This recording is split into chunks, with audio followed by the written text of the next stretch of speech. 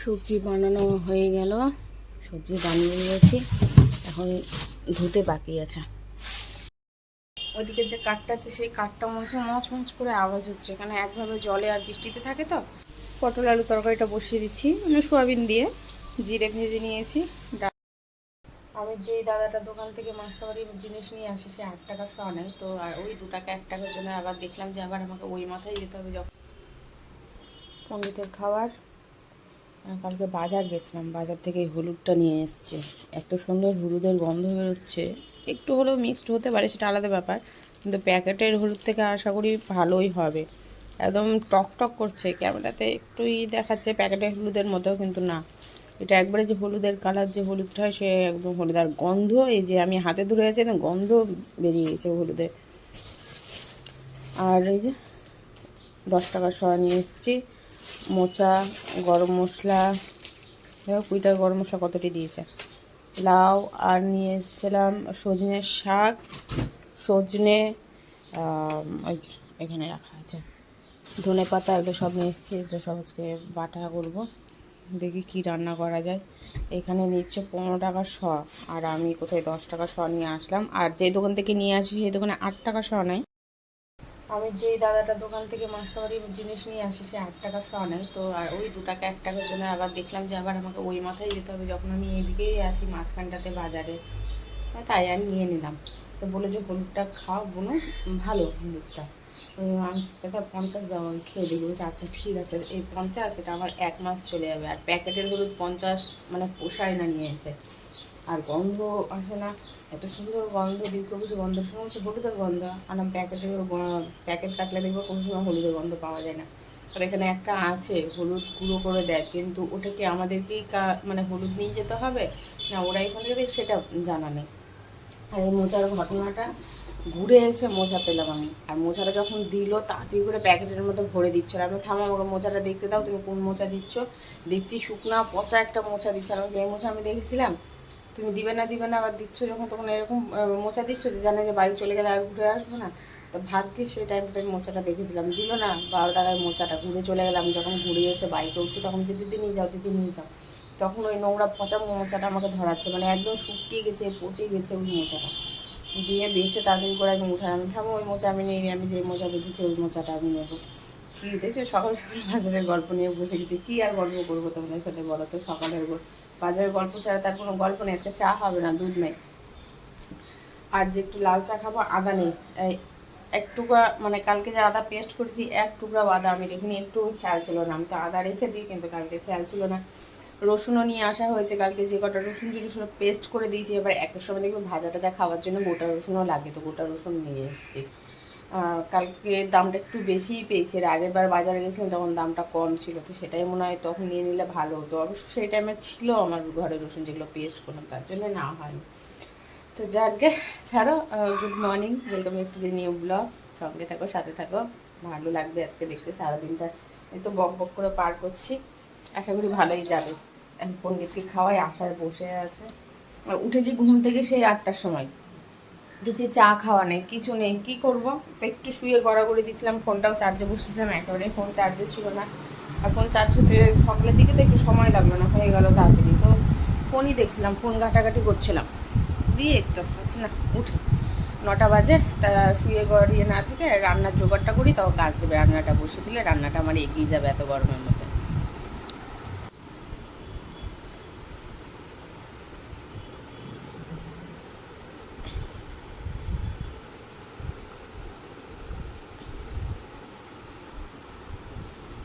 এটা প্রতিদিন চলতেই থাকে।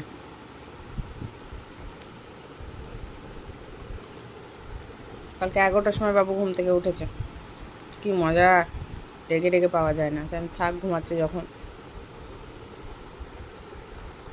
তখনই খাইয়েছিলাম। সবজি বানানো হয়ে গেল, সবজি বানিয়ে নিয়েছি, এখন ধুতে বাকি আছে। এই যে রসুন নিয়ে এসেছিলাম, গোটা রসুন লাগে মাঝে মধ্যে।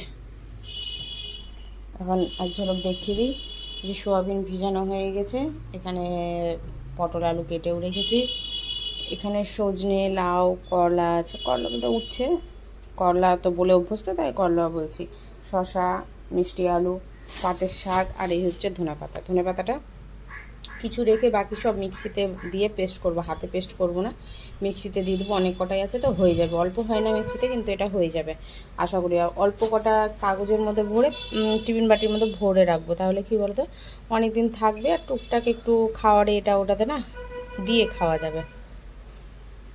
তো এই হচ্ছে আজকের রান্না। এটা কি করতে চলেছি একটু তোমরা কমেন্ট করে আমাকে জানাও, আর বাকি দেখে তো বুঝেই গেছো আশা করি।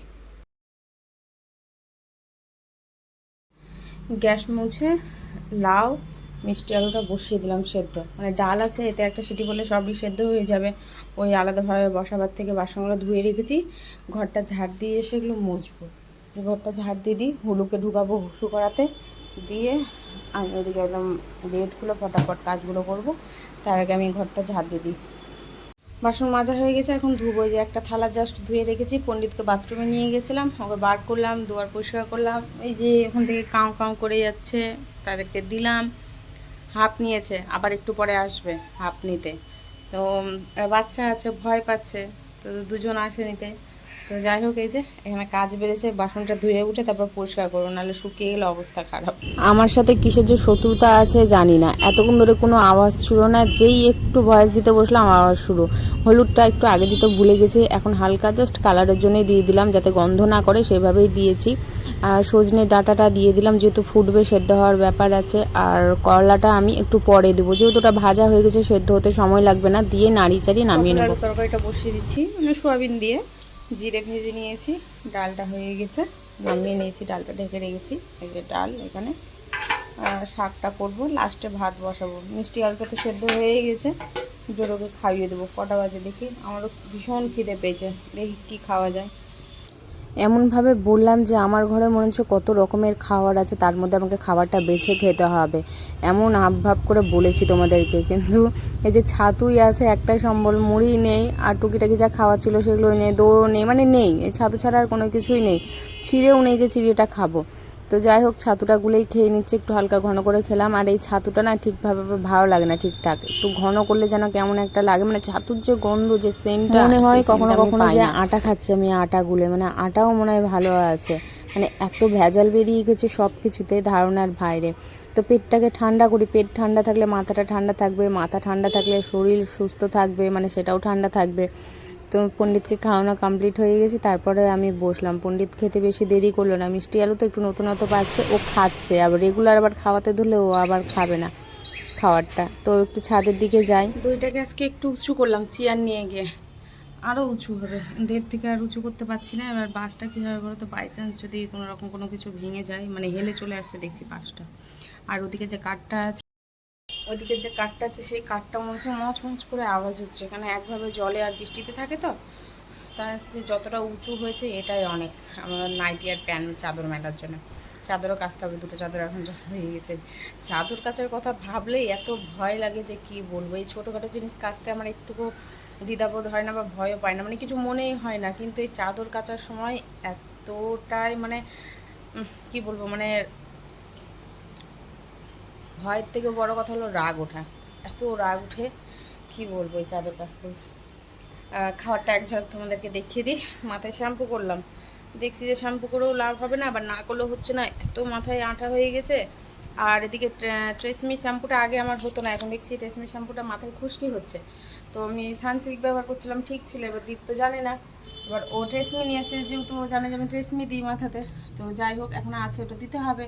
তো আপাতত একটাই শ্যাম্পু মাথাতে দিলাম, তো ঠিকমতো ফেনা হয়নি, যতটুকু হয়েছে ধরো ঠিক আছে, কিন্তু আরেকটা পাতা দিলে ঠিক হতো, কিন্তু দিলাম না, যে মাথা আবার ঘাম হয়ে থাকবে কেন, গরম ফ্যান চলছে।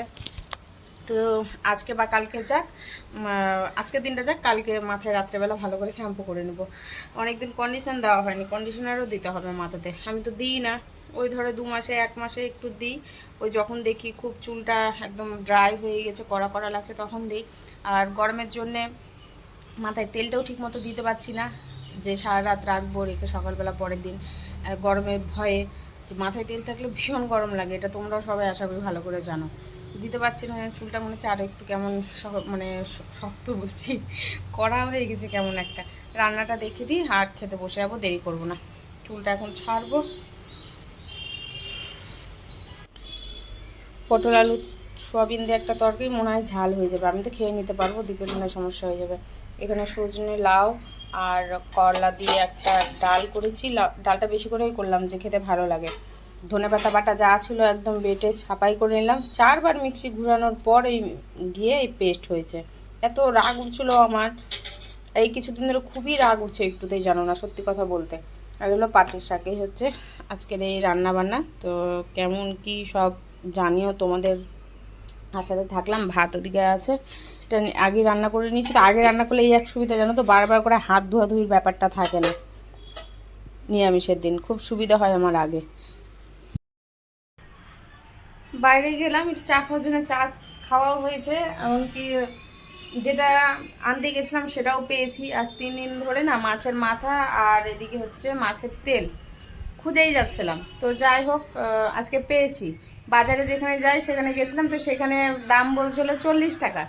তো আমি তো 30 টাকা দাম বললাম, তো ভালো করেছি যে দিয়ে দিই 40 টাকাতে। আমাদের এই বাড়ির এই পেছনটাতে একটা মাছের বাজার বসে, তো সেখানে গেলাম, দেখছি যে বিশাল বড় মাছের মাথা, বিশাল বড়। তো 60 টাকা দাম বললো। তো আমি ভাবছি না, মাথাটা খেয়ে আর মজা আছে, মানে প্রায় 1.5 কেজি ওজনের হবে শুধু মাথা। টুক করে আবার চলে যাব, একটু পুঁই শাক বেগুন নিয়ে আসবো। এখানে বেগুন বলছে 60 টাকা কিলো, আর কোথায় 20 টাকা কিলো বলছে। ভাবা যায় আকাশ পাতাল পার্থক্য, 20 টাকা আর 60 টাকা। আজ ফুটি পাঠাচ্ছি না, নিব না, থাক। ওই আবার একটু সন্ধ্যাবেলা একটু ঘুরতে টোটো কোম্পানি বেরোবো, বাড়ি আসার পথে ওই বালিগঞ্জ যাব, গিয়ে ওখান থেকে একটু পুঁই ডাঁটা নিয়ে আসবো। 20 টাকা কিলো নাই, এখানে নেবে 40 টাকা কিলো, 60 টাকা কিলো, মানে প্রচুর আকাশ পাতাল পার্থক্য দামের।